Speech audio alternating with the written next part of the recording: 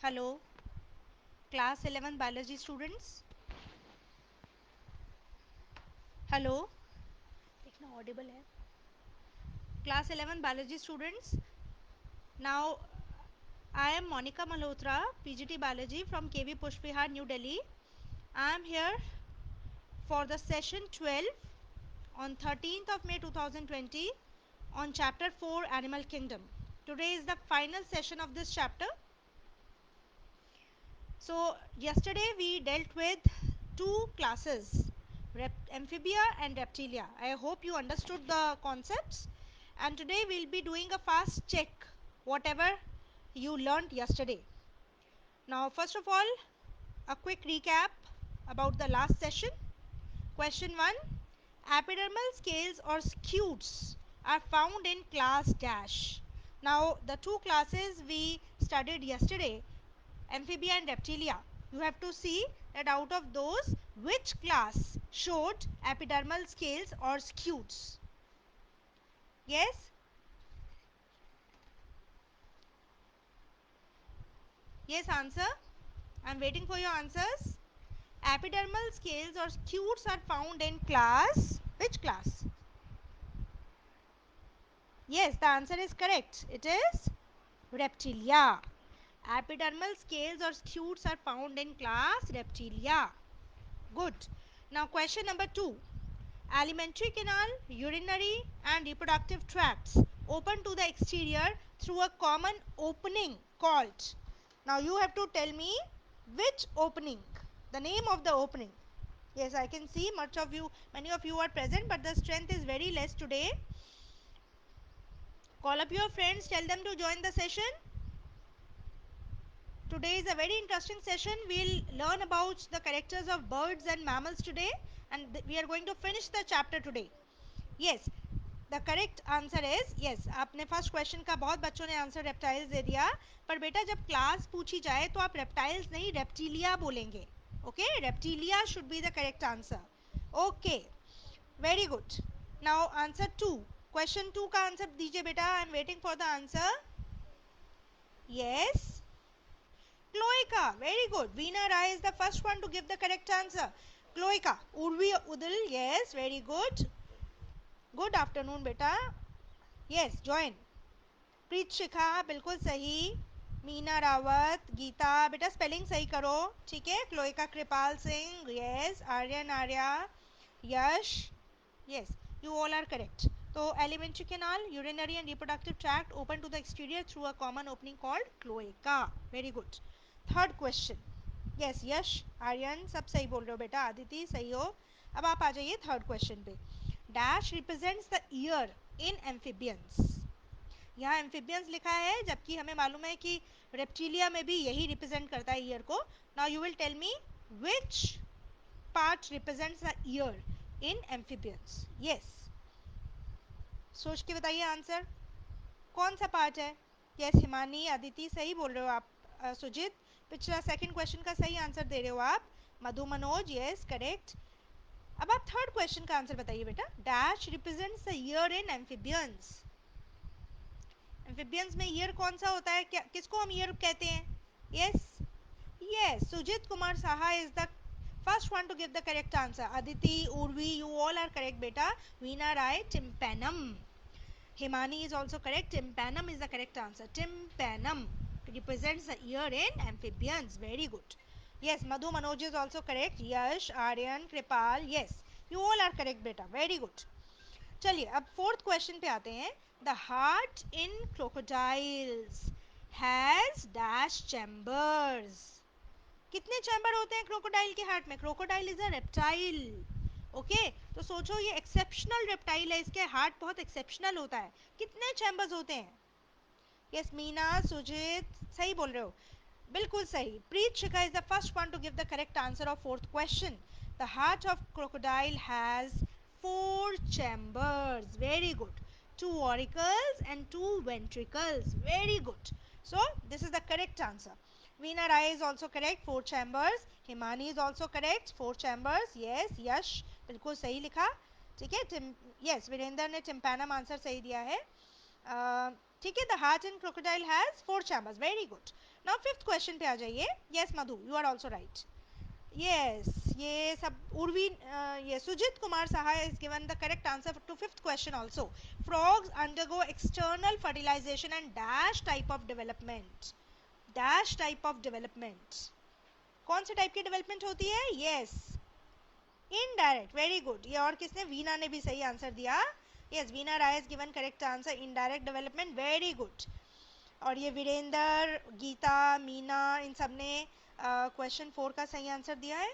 Yes, Virendra Rana is also given correct answer for indirect development. Yes, Himani is also correct. Urvi is also correct. You all are correct. Indirect development होती है frogs में, यानी कि larval stage बनती है. Yes मधु, सही बोल रहे हो. ठीक है जी, ये था रिकैप सेशन हमारा. Meena is also correct. Very good. Really good. All the students are enthusiastically answering, but the strength is very low today. I am very disappointed. Live strength is very low.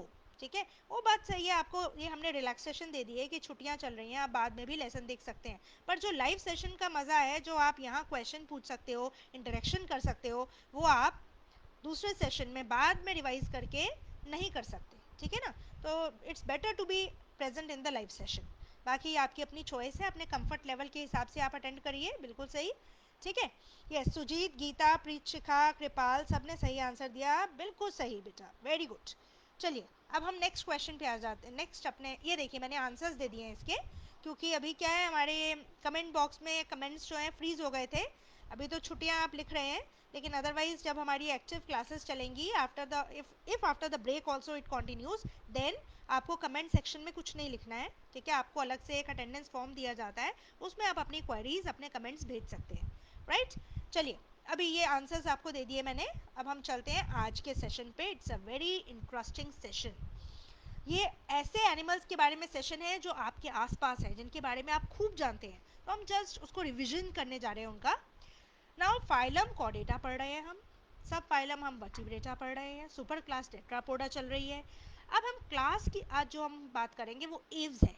Today we are going to study about birds. Birds की class कौन सी होती है? Aves. Okay. तो अब मैं सबसे पहले जितने एग्जाम्पल्स आपकी बुक में दिए हैं उन सब की आपको फोटो दिखा दूं, क्योंकि इन सबके स्पेसिमेंस तो लैब में होंगे नहीं, आपको इनकी पिक्चर्स ही देखनी पड़ेंगी. इन सबको आप जानते हैं, सिर्फ साइंटिफिक नेम आपके लिए नया है, वो आप जान लीजिए और उसको याद भी कीजिए. Okay. So this first bird is crow. You all see that, है ना, यू मस्ट हैव सीन. तो क्रो जो है, इसका साइंटिफिक नेम क्या है? Corvus. Corvus. Corvus is the biological name for crow. Okay. Then Psittacula is the scientific name for parrot. ठीक है, this is parrot. Then Columbia. Columbia is pigeon. Delhi में तो pigeons बहुत है. ठीक है, तो ये pigeons तो आपने बहुत अच्छे से देखे होंगे, इनका पूरा लाइफ साइकिल ही देख लिया होगा. So this is pigeon, right? After this, ये है ostrich. ठीक है, this is ostrich को क्या बोलते हैं? Struthio. Struthio is the scientific name for ostrich. It's a very huge, very big bird, and also it's a very fast runner. और खास बात क्या है ऑस्ट्रिच की? इसके जो एग्स हैं वो लार्जेस्ट होते हैं. यू नो, एग जो होता है वो जो सिंगल सेल स्ट्रक्चर होता है, फर्टिलाइज्ड एग, और जो फर्टिलाइज्ड एग है इसका सिंगल सेल स्ट्रक्चर, वो सबसे बड़ा है एनिमल किंगडम में. सो लार्जेस्ट एग्स होते हैं स्ट्रूथियो के, ऑस्ट्रिच के. Right. Then Pavo. Pavo is the biological name for peacock. So this is peacock. These also come under class aves, right? Okay.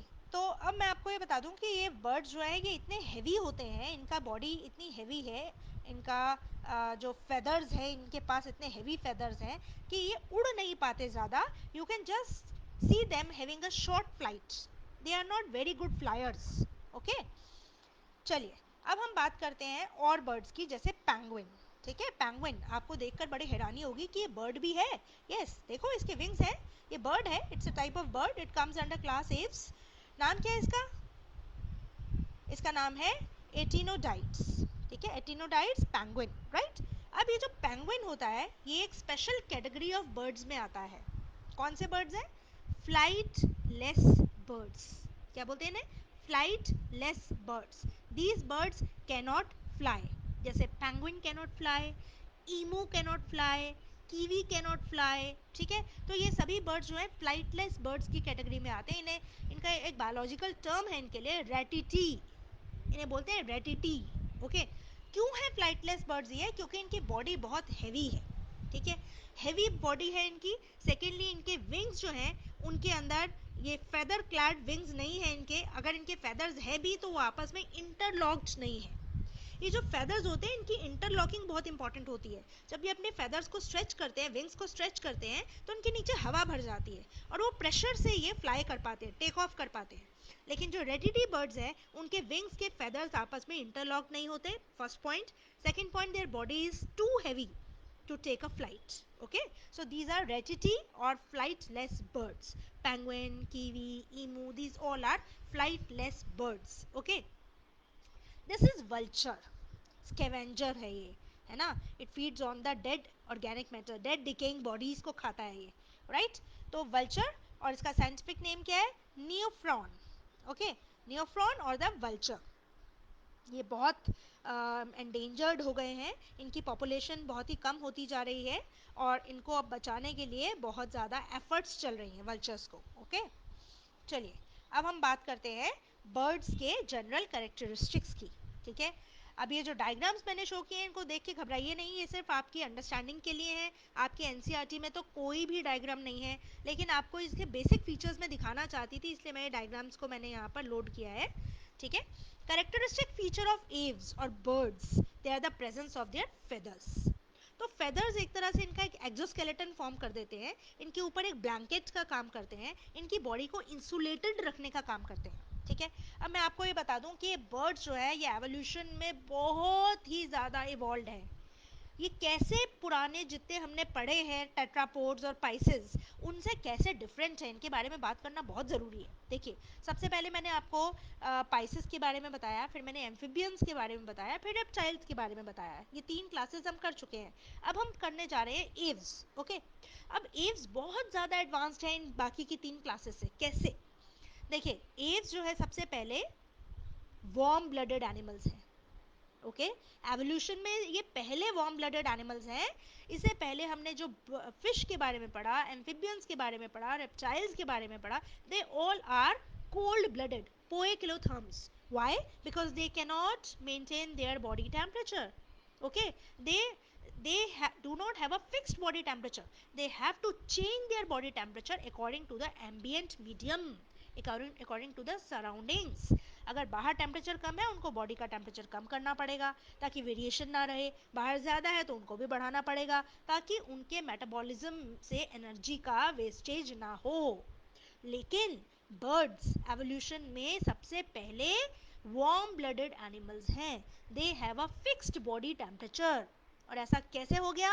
ऐसा इसलिए हुआ, कल भी मैंने बताया था, इसका सारा रिलेशन हमारे हार्ट से है।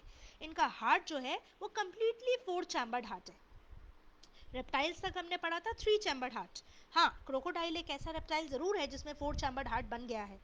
और उसके बाद जो बर्ड्स इवॉल्व हुए उनमें कम्प्लीटली 4 चैम्बर्ड हार्ट है, जिसमें ऑक्सीजनेटेड और डीऑक्सीजनेटेड ब्लड सेपरेटेड रहता है, बॉडी ऑर्गन्स को प्रॉपर ऑक्सीजन मिलती है, मेटाबॉलिज्म बहुत फास्ट है इनका, ये एनर्जी बहुत ज़्यादा प्रोड्यूस कर सकते हैं, इसीलिए ये अपनी बॉडी के टेम्परेचर को भी फिक्स्ड रख सकते हैं।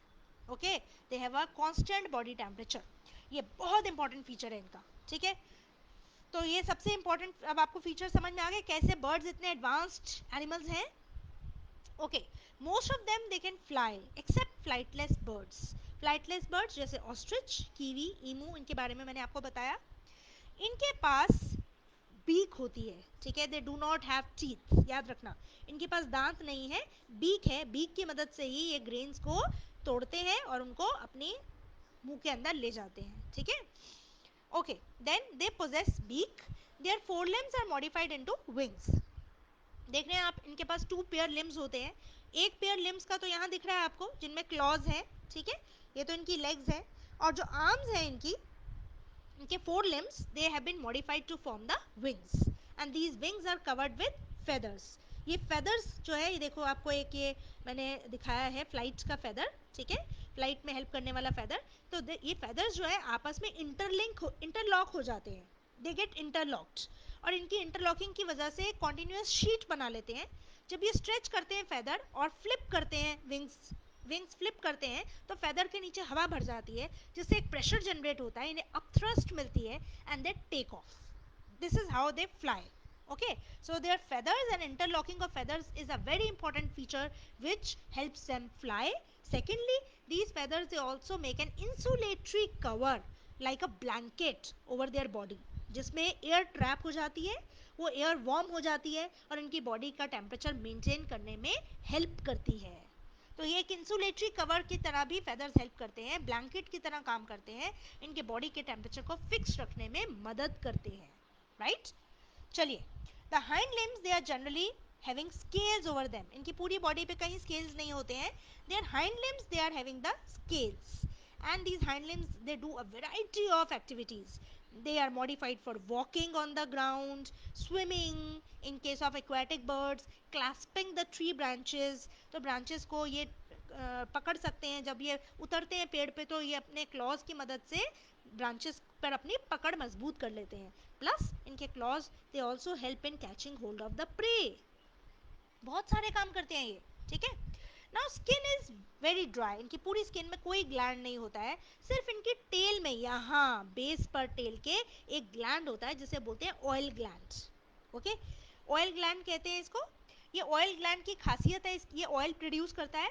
आपने बड़ी अच्छी एक्टिविटी एक देखी होगी, कभी बर्ड्स को ऑब्जर्व किया है तो बर्ड्स अपनी पूरी बॉडी को घुमाकर अपनी बीक को अपनी टेल में घुसाते हैं. आपने देखा होगा, कभी फ्री बैठे होते हैं बर्ड्स जब, तो अब वो free activity, free time pass time activity क्या है इनकी, बीक को अपनी टेल में घुसाते हैं. वो टेल में क्यों घुसाते हैं टर्न करके बॉडी को, क्योंकि वहाँ वो अपने ऑयल ग्लैंड में से ऑयल निकाल रहे होते हैं और वो ऑयल कहाँ भर जाता है, इनकी बीक में भर जाता है. ठीक है, बीक के ऊपर लग जाता है. फिर आप देखते हो कि ये बीक को अपने फेदर में से घुमाकर अपनी कंघी करते हैं. क्या बोलते हैं इसको, this is called preening. PREENING, preening of feathers. ये अपने फेदर्स को प्रीन करते हैं, बीक को कंघी की तरह इस्तेमाल करके ये घुमाते हैं अपने फेदर्स के अंदर. क्या होता है इससे, इससे जो ऑयल इनकी टेल के ग्लैंड से मिला था, ऑयल ग्लैंड से मिला था, बीक में लग गया था, वो बीक जब फेदर्स में घूमी तो वो ऑयल पूरे फेदर्स पे लग गया. इससे क्या हुआ, एक तो फेदर्स सॉफ्ट रहते हैं, नरिश्ड रहते हैं, शाइनी रहते हैं, plus they are also saved from the water.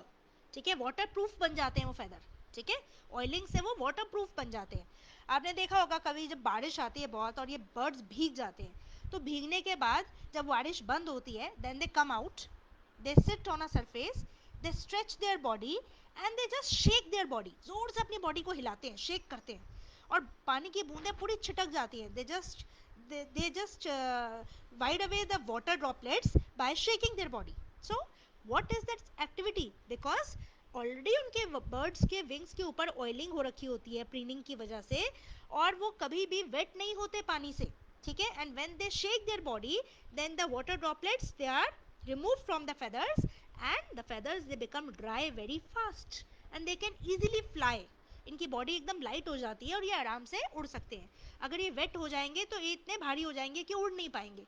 इसीलिए इनको अपनी बॉडी के फेदर्स को इंसुलेटेड रखना पड़ता है, उसको कोटेड विद ऑयल रखना पड़ता है. उसके लिए वो इसको क्या करते हैं, प्रीन करते हैं अपने फेदर्स को. समझ में आ गया ऑयल ग्लैंड का काम. This oil gland is very very important for those birds which are aquatic in nature. Ducks के केस में, स्वैन्स के केस में ये और भी इंपॉर्टेंट है, क्योंकि वहां तो इनको अपनी बॉडी को हमेशा ऑयल्ड रखना है, क्योंकि कभी भी ये पानी से वेट हो गए तो भारी हो जाएंगे. अगर हम एक एक्वाटिक बर्ड के बॉडी से ऑयल ग्लैंड को सर्जिकली रिमूव कर दें तो वो सिंक कर जाएगा, वो स्विम ही नहीं कर पाएगा. This is the importance of the oil gland. समझ में आ गया, टेल की बेस पे ऑयल ग्लैंड होती है, अदरवाइज इसकी बॉडी में कोई और ग्लैंड नहीं है सिवाय ऑयल ग्लैंड के. ठीक है, नेक्स्ट. ये डायग्राम को देख के भी डरेंगे नहीं आप बिल्कुल, क्योंकि आपकी बुक में नहीं है. ठीक है, सिर्फ मैंने ये दिखाने के लिए आपको ये दिखाया है. देखो इसकी कंप्लीट एलिमेंट्री कैनाल है, माउथ से शुरू हो रहा है, बीक यहाँ पे माउथ है इसका, वहाँ से शुरू होके ये पूरा एलिमेंट्री कैनाल एंड होता है इनटू, किसमें एंड होना चाहिए था, एनस में. लेकिन ये तो एनस तो कहीं नहीं है यहाँ पर. एनस की जगह कौन सा अपर्चर है, क्लोएका. तो हमने पढ़ा था फिश में भी क्लोएका होती है, एम्फीबियंस में भी क्लोएका होती है. ठीक है, और रेप्टाइल्स में भी क्लोएका होती है, और बर्ड्स में भी क्लोएका ही होती है. ठीक है, क्लोएका क्या था, cloaca is a common aperture cloaca is a common aperture for 3 tracts. कौन से 3 ट्रैक्ट्स हैं? Alimentary tract, reproductive tract and excretory tract. ये देख रहे हैं आप, किडनीज, किडनी के बाद ये यूरेटर, यूरेटर के बाद देखो ये ट्रैक्ट भी क्लोएका में ही ओपन हो रहा है. ठीक है ना, समझ में आ रहा है? तो अभी देखिए तीनों ट्रैक्ट्स जो है, reproductive tract, digestive tract and excretory tract, they open into a common aperture cloaca. Okay, चलिए. इसके अलावा जो इसका डाइजेस्ट, इसमें एंडोस्केलेटन जो होता है वो फुल्ली ऑसिफाइड है. ऑसिफाइड का मतलब क्या है? यस, इनके बॉडी में ऑसिफाइड एंडोस्केलेटन है, यानी कि बोन्स का बना हुआ एंडोस्केलेटन है. तो अब आप जान लीजिए, कल मुझे बच्चे पूछ रहे थे, इसमें भी बैकबोन होती है, वर्टिब्रल कॉलम होता है, ब्रेन और स्पाइनल कॉर्ड भी होती है. देख रहे हैं आप, ब्रेन और ये पीछे स्पाइनल कॉर्ड दिखा रखी है, और यही डोर्सल लोकेशन पे इसको प्रोटेक्ट करने के लिए इनके पास वर्टिब्रल कॉलम भी है, बैकबोन भी होती है. ठीक है. देन इनकी बॉडी में जो लॉन्ग बोन्स होती हैं, लंबी लंबी बोन्स होती हैं इनकी बॉडी की, आगे मैं दिखाऊंगी, वो अंदर से हॉलो होती हैं. ठीक है, उनमें एयर कैविटीज होती हैं. Right, these hollow bones in their body are called pneumatic bones. ठीक है, हॉलो बोन्स का मतलब क्या है? कि इनकी बॉडी के अंदर जो बोन्स हैं उनमें कोई भी कुछ भी भरा हुआ नहीं है. तो भाई क्या भरा होता है बोन्स के अंदर? हमारी बोन्स के अंदर क्या भरा हुआ है? हमारी बोन्स जो है हॉलो नहीं है, हमारी बोन्स के अंदर की कैविटी में बोन मैरो भरा हुआ है. क्या भरा है? Bone marrow. It's a tissue which gives rise to the blood cells, RBCs, WBCs, platelets बनते हैं बोन मैरो में. ठीक है, लेकिन इसकी जो बोन्स हैं उसके अंदर ऐसा कोई बोन मैरो नहीं होता, वो हॉलो होती हैं. ये क्यों हो गई हॉलो? ये एवोल्यूशन में हॉलो हो गई हैं. This is N adaptive feature. और ये हॉलो बोन्स इसकी बॉडी को लाइट इन वेट बनाती हैं, जिससे ये आराम से उड़ सकते हैं.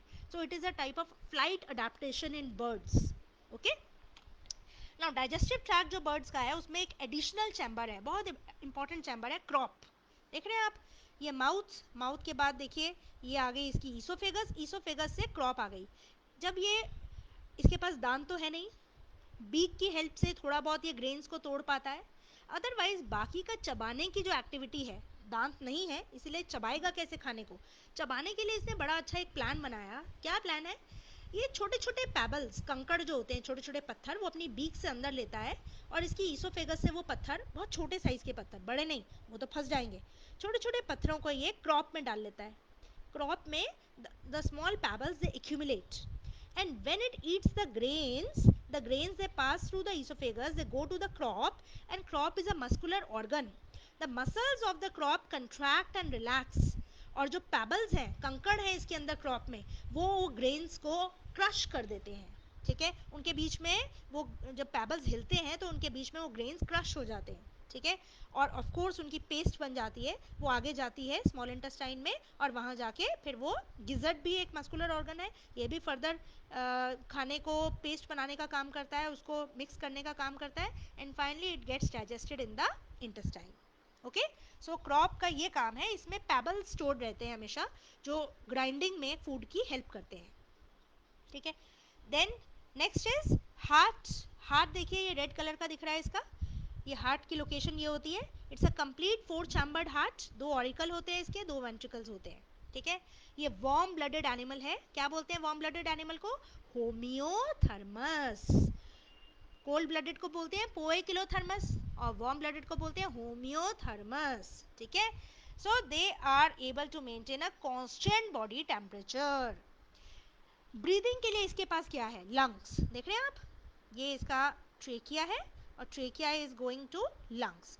2 पेयर लंग्स के होते हैं, left lung and right lung. So it has got lungs for breathing.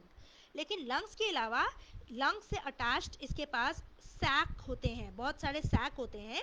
ठीक है, they may be as their number can be as high as 9, 8 to 9 sacs can be there. तो ये सैक जो है मैम्ब्रेनस appendage, मैम्ब्रेनस sheets हैं, मैम्ब्रेनस sac हैं जो इनके लंग्स से अटैच्ड होते हैं और एक्स्ट्रा एयर को अपने अंदर स्टोर करते हैं. ठीक है, तो लंग्स के साथ साथ कई बार कुछ बर्ड्स में एयर सैक होते हैं. ठीक है, चलिए, रेस्पिरेशन इज बाय लंग्स. ठीक है, air sacs connected to lungs they supplement the respiration. यहाँ एयर सैक्स नहीं दिखाए, अच्छा यहाँ है, ये मैंने देखिए एक डायग्राम और यहाँ पे इंसर्ट किया है, इसमें आप देख सकते हैं ये लंग्स हैं. ठीक है, ये लंग्स है, और ये जो कलर्ड दिखाए हुए हैं ये सब एयर सैक्स है. ठीक है, so these all are air sac. तो देखो कितने सारे एयर सैक दिखा रखे हैं यहाँ पर बर्ड में, ठीक है, कितने हैं, 9, there are 9 air sacs, right. ये 1 2 3 4 तो पेयर्स में है, ठीक है, और एक अकेला है, ठीक है। ये वाला एयर सैक है, ये अकेला है, this is a single air sac, इसका भी पेयर है, इसका भी पेयर है, इसका भी, total 9 air sacs are there. They help in supplementing the storage of oxygen and they help lungs to store the extra oxygen, ठीक है। Now we come to the reproduction of birds. Sexes are separate. Male and female birds are separate. Fertilization हमेशा internal होती है. Male gametes are inserted inside the female reproductive tract. They are oviparous, means they lay the eggs, and development is always direct. There is no larva involved. ठीक है, ये एक female bird दिखाया है मैंने, ठीक है। फीमेल बर्ड में देखो यहाँ रिप्रोडक्टिव सिस्टम होता है इसका, ये ओवरी है इसका, ठीक है, ये ओवरी है, इसमें ओवा बनते हैं, ठीक है। The male gametes are inserted in the cloaca, ठीक है, and they reach the infundibulum. Ovary में ओवा बनते हैं, वो भी इनफंडिबुलम में पहुंच जाते हैं। इनफंडिबुलम में फर्टिलाइजेशन होती है, ठीक है, इस जगह पे फर्टिलाइजेशन होती है, और फर्टिलाइजेशन होने के बाद जो जाइगोट बनता है, ये देखो, ये फर्टिलाइज्ड ओवम है, ठीक है। ये फर्टिलाइज्ड ओवम में आसपास एल्ब्यूमिन की लेयर जमा हो जाती है, फिर एक शेल बन जाता है, फिर वो शेल हार्ड हो जाता है, और जब वो कंप्लीट बन जाता है, एग फुल्ली डेवलप हो जाता है एग, तो बर्ड उसको, देखो यूट्रस में आ गया एग, और यहाँ से the egg is laid out through cloaca, ठीक है। एक बार ओवम बनने के बाद और फर्टिलाइजेशन होने के बाद ऑलमोस्ट 25 घंटे लगते हैं, और एग ले हो जाता है। ये एवरेज टाइम है, हर बर्ड में टाइम अलग अलग है, आपको ऑन एन एवरेज बताया गया है कि 24-25 घंटे में एग ले हो जाता है, ठीक है। It's a very interesting information, it's not there in your NCERT, so you, this is an additional information, you need not learn it, ठीक है, ये सिर्फ आपकी जानकारी के लिए है। ये देखिए फ्लाइट अडेप्टेशंस बर्ड्स में क्या है, बर्ड की बोन देख रहे हैं आप, पूरी खाली है अंदर से, ठीक है, ये सिर्फ बोन्स का ये कनेक्शन है, लेकिन अंदर कोई फ्लूइड भरा हुआ नहीं है, कोई इसके अंदर टिश्यू भरा हुआ नहीं है, हॉलो कैविटीज है। तो अब उड़ने के लिए बर्ड्स ने क्या क्या अडेप्टेशंस की, इसके लिए बहुत इंपॉर्टेंट क्वेश्चन बनता है, what are the flight adaptations in birds. First adaptation, forelimbs in the birds are modified into wings, wings ना होते तो बर्ड्स उड़ ही नहीं पाते। Body is covered with exoskeleton of feathers, feathers उनके बॉडी के टेम्परेचर को कांस्टेंट रखते हैं, प्लस उनको उड़ने में हेल्प करते हैं, ठीक है। Long bones are pneumatic having air cavities, these are long bones of the body which are hollow inside, this decreases the body weight. Body is streamline to reduce the air resistance, neck कितनी छोटी होती है इनकी, है ना, body देखो आगे से कितनी नैरो है, हेड कितना नैरो है इसका, तो ये एयर की रेजिस्टेंस को रिड्यूस करने के लिए स्ट्रीमलाइन स्ट्रक्चर है इनकी बॉडी का, ठीक है। वेल डेवलप्ड फ्लाइट मसल्स, इनके विंग्स के पास जो पेक्टोरल मसल्स होते हैं वो बहुत ही स्ट्रॉन्ग मसल्स होते हैं, ठीक है। शोल्डर मसल्स इनके बहुत स्ट्रॉन्ग होते हैं क्योंकि इनको विंग्स को फ्लिप करना है, ठीक है, और जब तक विंग्स फ्लिप नहीं होंगे ये उड़ नहीं पाएंगे, तो बहुत ही वेल डेवलप्ड फ्लाइट मसल्स होते हैं इनकी बॉडी में। Presence of air sac to help in breathing, इतनी लंबी फ्लाइट लेने के लिए अब इनको ऑक्सीजन कम पड़ जाएगी, क्योंकि आपको फ्लाइट के लिए एनर्जी चाहिए, इनकी विंग्स को मूवमेंट करने के लिए एनर्जी मिलेगी ऑक्सीडेशन ऑफ फूड से, ऑक्सीडेशन के लिए ऑक्सीजन चाहिए, तो ये ऑक्सीजन लंग्स में भरी होनी चाहिए, ठीक है। सिर्फ लंग्स में जितनी ऑक्सीजन प्रेजेंट होती है वो काफ़ी नहीं होती, इसीलिए एडिशनल ऑक्सीजन के लिए इनके पास 9 एयर सैक्स होते हैं जिसमें ये एयर को स्टोर करते हैं, ठीक है। तो एयर की इनको कभी भी उड़ते हुए कमी नहीं होती। Tail feathers they form a steering apparatus, इनके टेल फेदर्स जो है इनको फ्लाइट लेने में और लैंड करने में हेल्प करते हैं, ठीक है। दे हैव एक्यूट विजन, इनकी आंखें बहुत स्ट्रांग होती हैं, इनकी आंखों में एडिशनल ब्लड सप्लाई होती है, पैक्टिन नाम का एक ऑर्गन होता है, जो मतलब एक पार्ट होता है इनकी आंख में, जो जहाँ बहुत सारी ब्लड वेसल्स इकट्ठी होती हैं, ठीक है, रेटिना में क्लियर इमेज बनाने में हेल्प करता है वो, PECTEN, पैक्टिन। तो पैक्टिन इनकी आंख में जो है वो एक्यूट विजन में हेल्प करता है, एक्यूट मतलब वेरी क्लियर विजन। आप देख रहे हो बिल्कुल इतनी ऊंचाई पे उड़ रहे बर्ड को नीचे जमीन पे अपना खाना दिख जाता है और वो आके झपट के खाने को ले जाता है, तो ये इसी इनकी आंखों का विजन है जो इतना स्ट्रॉन्ग है, ठीक है। So these are some very important flight adaptations, और भी बहुत सारी अडेप्टेशंस हैं इनकी flight adaptations, but I have just listed a few which you can easily understand, ठीक है। स्केलेटन में भी इनके बहुत सारे अडेप्टेशंस होती हैं, इनकी बोन्स मॉडिफाई हो जाती है लैंडिंग के लिए, टेकिंग ऑफ करने के लिए, पर वो सब डिटेल में नहीं जाएंगे हम, यही आप 8 याद कर लो, इतना ही काफ़ी है, ठीक है। चलिए अब हम मैमेलिया पे पहुंच गए। Last class of this chapter is Mammalia. Phylum Chordata, subphylum Vertebrata, superclass Tetrapoda, class is Mammalia. Mammals आते हैं इसमें, ठीक है। अब मैमल्स जो हैं बहुत प्रकार के हैं। ओविपेरस मैमल्स भी पाए जाते हैं, विविपेरस भी होते हैं। ओविपेरस मैमल्स वो होते हैं जो एग लेइंग मैमल्स होते हैं, ठीक है। ये बहुत ही प्रिमिटिव टाइप के मैमल्स हैं, बहुत ही कम ऐसे मैमल्स हैं जो एग ले करते हैं। ज़्यादातर mammals they give birth to the young ones, okay. So here I have shown you one mammal which is oviparous in nature. The name of this mammal is Ornithorhynchus. It is platypus. Commonly इसको बोलते हैं duck billed platypus. Bill क्या होती है? Beak, BILL bill, ठीक है। और इसकी बीक देखो ऐसी लगती है जैसे डक की बीक हो, है ना, बतख के जैसी है। इसीलिए इसका नाम रख दिया गया एनिमल का डक बिल्ड। और नाम इसका असल नाम क्या है? प्लेटिपस, डक की बिल जैसा प्लेटिपस, ओके। तो ये जो डक बिल्ड प्लेटिपस, इसके अलावा और भी मैमल्स हैं, scaly anteater, spiny anteater, ठीक है। ये एंट ईटर्स और प्लेटिपस दो टाइप के एनिमल्स जो हैं एग लेइंग मैमल्स में आते हैं। ये they don't give birth to the young ones, rather they lay eggs and their eggs hatch to give rise to young ones, ठीक है। जैसे ही यंग वन डेवलप होने वाला होता है, मतलब पूरा डेवलप हो जाता है, ये अपनी बॉडी से एग्स को बाहर ले कर देते हैं और फिर वो हैच करता है और उससे यंग वन निकल जाता है, ठीक है। तो ये बहुत इंपॉर्टेंट कैटेगरी है ओविपेरस मैमल्स की। Apart from these rest all mammals are viviparous. अब मैं आगे जितने भी बताऊंगी सब विविपेरस होंगे। इसमें एक है Macropus. Macropus is the scientific name for kangaroo, ठीक है। ये कैंगरू है, आपको मालूम है ये भी बहुत स्पेशल टाइप का मैमल है। इसको बोलते हैं पाउच्ड मैमल, ठीक है। पाउच्ड मैमल्स की कैटेगरी में आते हैं ये, विविपेरस होते हैं। They give birth to the young one. खास बात ये है कि इनका जो यंग वन है वो बहुत प्रीमेच्योरली उसका बर्थ हो जाता है। वो पूरी तरह मेच्योर नहीं हुआ होता, उनकी बॉडी पूरी तरह डेवलप नहीं होती, स्किन नहीं बनी होती अभी, और ऐसे में ही उसका बर्थ हो जाता है। तो इसीलिए अपने प्री मेच्योर बेबी के लिए इनके पास एक सैक है, एब्डोमिनल पाउच होता है इनके पास, उसमें ये अपने प्री मेच्योर बेबी को रखते हैं जब तक वो मेच्योर ना हो जाए, जब तक वो पूरी तरह डेवलप ना हो जाए। तो ये पाउच्ड मैमल कहलाते हैं। ये ऑस्ट्रेलिया में पाए जाते हैं, आप सबको पता होगा, ठीक है। अब ये मैमल्स आ गए जो कॉमन मैमल्स हैं, हमने सब जगह देखे हैं। टेरोपस, फ्लाइंग फॉक्स कहते हैं कॉमनली। एक और नाम क्या है इसका? बैट, ठीक है। ये बैट है, चमगादड़ है, बहुत ज़्यादा न्यूज़ में आया है ना। कैसे कैसे न्यूज़ में आया? सारा इल्ज़ाम इसके ऊपर है कि कोरोना वायरस इसी ने फैलाया है, ठीक है। ऐसी एक थ्योरी आ रही है कि कुछ बैट्स इन्फेक्टेड थे वायरस से और उनके फ्लैश को खा के ये जो वायरस था वो ह्यूमन बींग्स में आ गया, ऐसी एक थ्योरी है। अभी इसके बारे में कोई श्योरिटी नहीं है, पर न्यूज़ में आप सब ने सुना होगा कि bat is said to be a causal organism of the spread of corona virus, ठीक है। तो ये वही बैट है, Pteropus scientific name, flying fox common name है इसका, okay. Next is Macaca, common name is monkey, ठीक है, बंदर, सबने देखा होगा।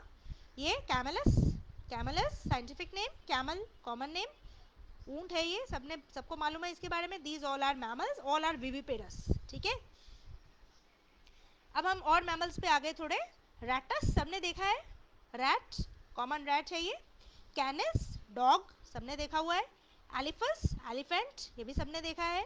Equals, equals is the scientific name of horse, okay. So these all are very common mammals. You know, these are also mammals.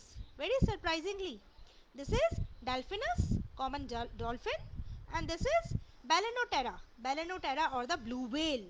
तो जिन बच्चों को इस बारे में कोई भी गलत फहमी है कि ये फिश होती हैं, वो आज जान लें कि डॉल्फिन और व्हेल ये दोनों मैमल्स हैं, ये फिश नहीं है, ठीक है। ध्यान से सुन लो, ये फिश नहीं है, मैमल्स हैं। कैसे पता चलता है कि ये मैमल्स हैं? कोई तो इनमें ऐसा फीचर होगा ना कि मैमल लाइक होती हैं। बिल्कुल, इनके अंदर सारे मैमल जैसे ही फीचर हैं। सबसे बड़ी बात तो ये है, ये पानी में ज़रूर रहती हैं, लेकिन the chief respiratory organ in both of them is lungs. They breathe through lungs. बड़ी हैरानी की बात है। और आपने देखा होगा इसके लिए off and on they come out, they leap out of water, they breathe through their lungs, they take in a deep breath and again go inside the water. So for breathing they have to constantly come to the surface because there they have to inhale the air in their lungs, okay. तो भाई ये तो बड़ी important बात है कि lung से अगर ये ब्रीथ करती हैं तो पानी में रहना क्यों ज़रूरी है? You know when this blue whale comes out of the water, कई बार ऐसा होता है कि बहुत बड़ी समुद्र की लहर, a big wave of the sea, it it just throws the whale out, ठीक है, वेल जो है वो बाहर गिर जाती है, सी शोर पे गिर जाती है। आपने सुना होगा बहुत बार कि फिर क्रेन्स मंगाई जाती हैं उस वेल को वापस पानी में डालने के लिए, और अगर बहुत देर हो जाए वेल को पानी में डालने में तो sometimes a whale dies. Okay, अब मुझे सिर्फ ये जानना है कि अगर वेल लंग्स से ब्रीथ करती है तो उसको पानी से बाहर आने पर how does it die, what makes it die? It's a very strange thing, बताइए। कमाल की बात है ना, ये सोचने वाली बात है कि जब ये, हाँ भाई यश यादव ने बोला है most common example of mammals is human beings. Oh so sorry, मैंने ह्यूमन बींग की आपको फोटो नहीं दिखाई, आप सिर्फ अपने आप को देख लो सारे, ठीक है। You are very important example of class mammals, ठीक है। ओके, चलिए अब इसके बाद बेटा rest of the questions I will answer in the comment box. पहले मैं ये कंप्लीट कर लूँ, आज लास्ट सेशन है, ये रह नहीं जाए, ठीक है। पहले मैं ये सब डील कर लूँ, उसके बाद आप क्वेश्चंस पूछ सकते हैं, राइट। चलिए, तो अब ये क्वेश्चन मेरा तो ये है कि whale how does it die when it comes out of the water. So I am giving you the right answer of it. When whales comes out of water accidentally, कभी भी जानबूझ के नहीं आती, ये एक्सीडेंटली आती है, तो इसीलिए मर जाती है क्योंकि इसकी बॉडी का स्केलेटन बहुत हैवी होता है, right. It has got very heavy skeleton and in the water, water provides buoyancy to the whale and because of that buoyancy it can easily swim in water, ठीक है, ये swim करती रह सकती है। लेकिन इसको बार बार सरफेस पे तो आना पड़ता है ब्रीथ करने के लिए, because it has to breathe through lungs, right.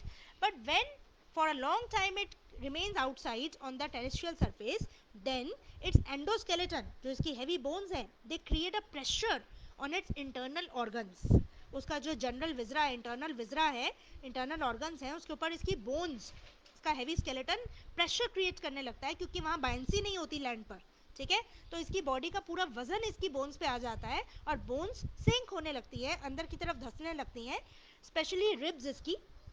और वो रिब्स अंडर प्रेशर जो है रिब्स टूट जाती है इसकी, टूटने के बाद वो लंग्स के अंदर घुस जाती हैं, और जैसे ही रिब्स लंग्स में घुसती हैं लंग्स के सैक पंचर हो जाते हैं, वैक्यूम रिलीज हो जाता है लंग्स का and it dies. Okay, so it can survive on land for only that time till its skeleton crushes, okay, due to its heavy weight. इसीलिए तब तक रेस्क्यू करने की कोशिश की जाती है, और इससे पहले कि इसका स्केलेटन क्रश हो जाए, इसके इंटरनल ऑर्गन्स को क्रश कर दे, इसको फटाफट वापस पानी में डालने की कोशिश की जाती है, ठीक है। So that is the reason why whales can not survive on land even when they are breathing through lungs. Okay, Udit, no, they don't need skin to breathe, they need lungs to breathe, they have lungs to breathe, okay। चलिए अब और आगे mammals देख ले थोड़े, ये देखिए बड़े खतरनाक टाइप मैमल्स आ गए।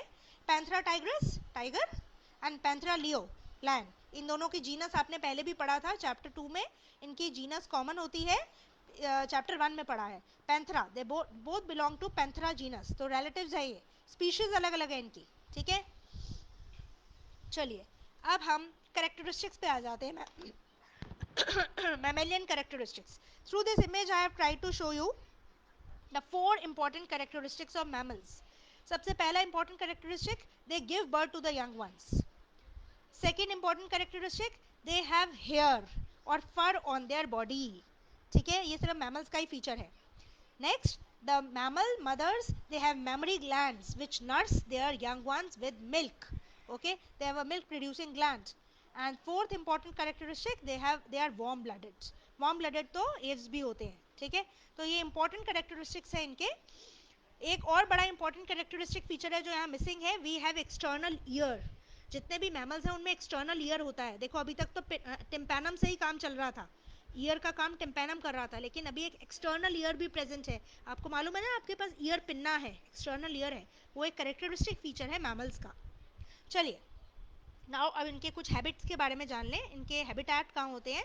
दे are found in a variety of habitats, polar ice caps पे भी रहते हैं ये, एक्सट्रीम कोल्ड टेम्परेचर्स में, एक्सट्रीम हॉट डेजर्ट्स में भी, माउंटेन रेंजेस पे भी रहते हैं, forest, grasslands and dark caves.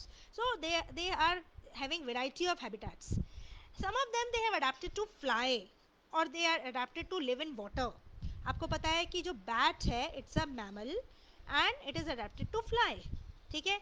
And dolphins and whales they are mammals but they live in water, right. The most unique mammalian characteristic is the presence of milk producing gland or the mammary gland by which they feed their young ones, okay।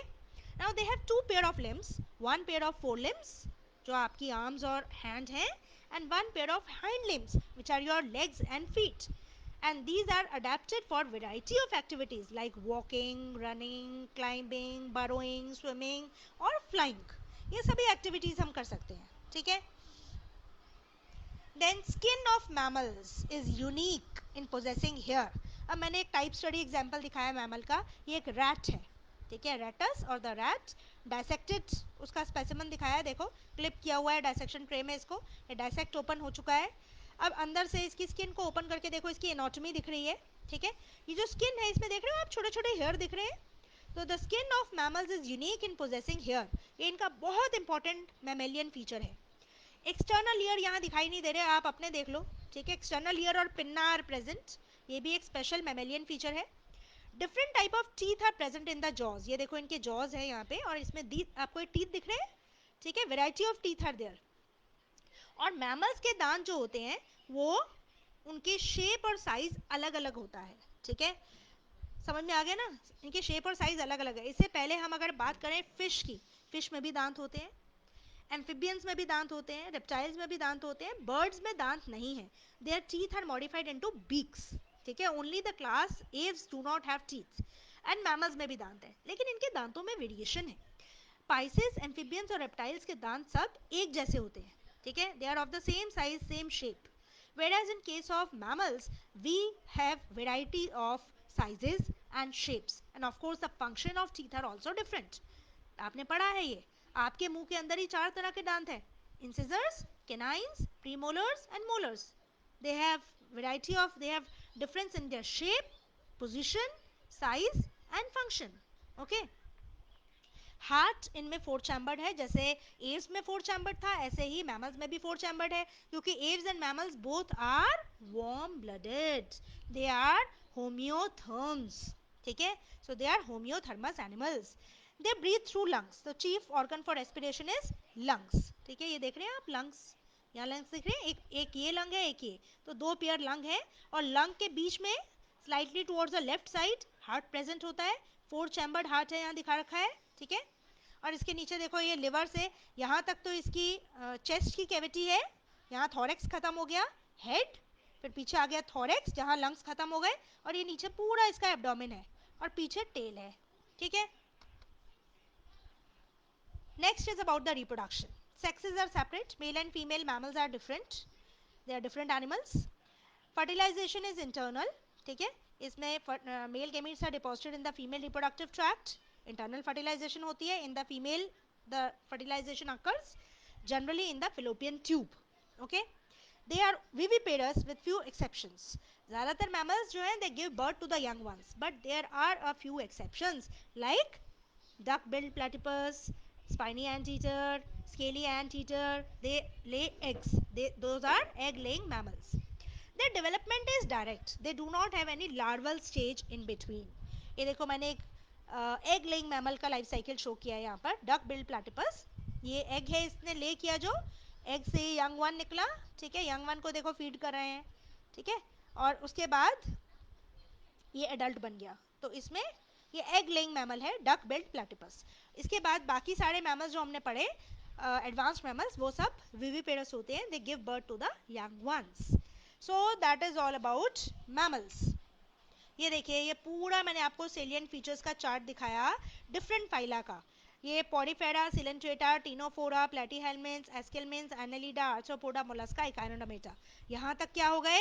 Invertebrates. फिर Hemichordata phylum आया, उसके बाद क्या आया? Chordata. Chordata file, last phylum is Chordata. तो Chordata में ये देखिए, इन सभी को हमने, ये सारे फाइला को हमने क्लासिफाई किया है on the basis of these features.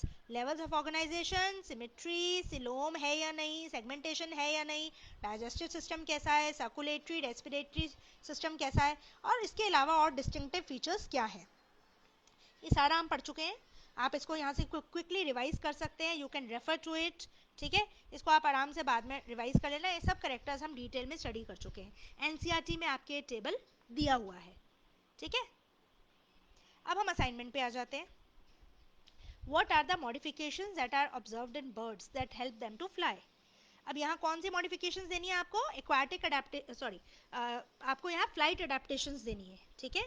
You have to list all the flight adaptations of birds, ठीक है, कि उनका एंडोस्केलेटन जो है लाइट हो गया है न्यूमेटिक बोन्स की वजह से, four limbs are modified into these wings, ठीक है, and their body is clad with feathers to maintain the constant body temperature, ठीक है. they have four chambered heart, ये internal इसकी adaptation है, ठीक है. इनके पास ऑयल ग्लैंड प्रेजेंट होती है जो इनके ऑयलिंग में हेल्प करती है, इनको वाटर प्रूफ रखने में हेल्प करती है. So these all points you can list here, ठीक है. Then write any 5 diagnostic features of class Mammalia.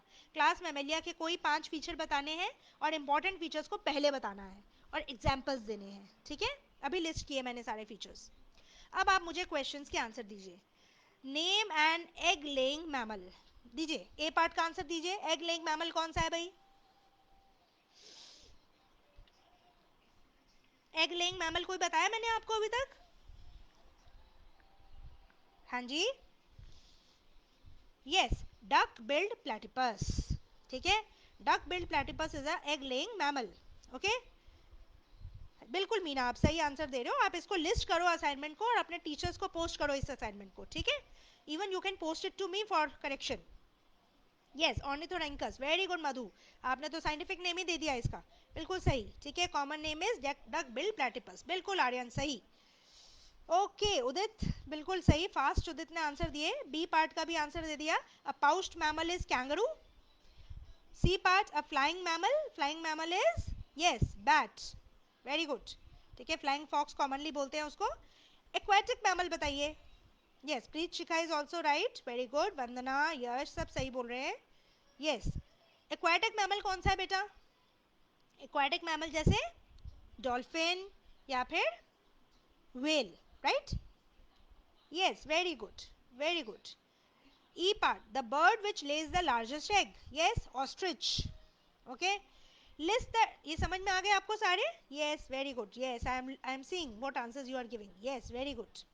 Pouched mammal kangaroo बिल्कुल सही है. अदिति, वीना, प्रीतशिका, सुजित, वीरेंद्र, यश, मधु, मीना, सब ने सही आंसर दिया. Very good. यस.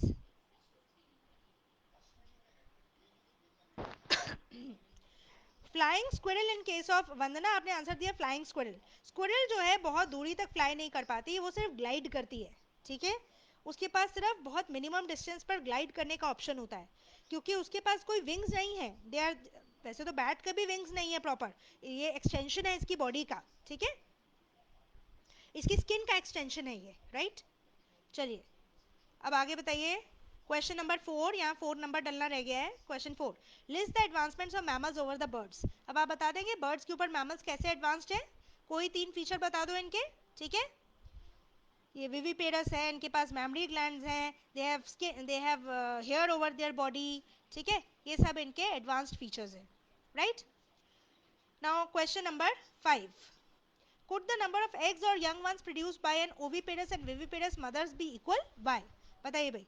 एक एग लेइंग जो एनिमल है, क्या वो उतने ही एग्स प्रोड्यूस करेगा जितने एक ऐसा एनिमल जो अपने यंग वन को बर्थ देता है? No.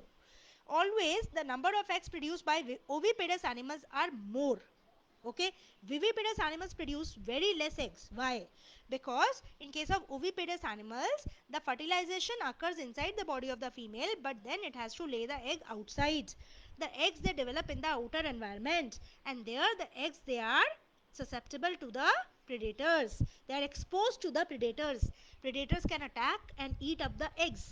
So oviparous animals, they always produce a huge amount of eggs, so that at least some of them they are safe from the predators, and they help in perpetuating their species. They help in giving rise to the young ones of the next generation. Okay, तो खतरा ज़्यादा है oviparous animals को अपने eggs के damage होने का, क्योंकि प्रेडेटर्स खा जाते हैं, ठीक है. इसीलिए ओविपेरस एनिमल्स ज़्यादा एग्स ले करते हैं, जबकि विविपेरस एनिमल्स में eggs are produced inside the body, fertilization occurs inside the body, the development occurs inside the female body, and only the young one is given birth. So there the egg, fertilized egg, is totally protected inside the female's body. So that is why they do not need to produce more eggs. Okay, so number of eggs in viviparous animals, they are always less than the oviparous animals. Here is the answer. Okay, So now you just solve this assignment at home and revise the chapter. I hope you have, and I have almost covered all the questions from the back of your NCERT also. A few match the following type objective questions are left. Please do it from the NCERT book and attempt in your copy. Okay. I hope you found this session interesting. Now please go through the chapter. It's a very important chapter for your exams of class 11th as well as for the NEET exam, for your medical entrance exam, those who wish to appear in different entrance exams. Okay, thanks, and thanks for being such good and enthusiastic students. Enjoy studying.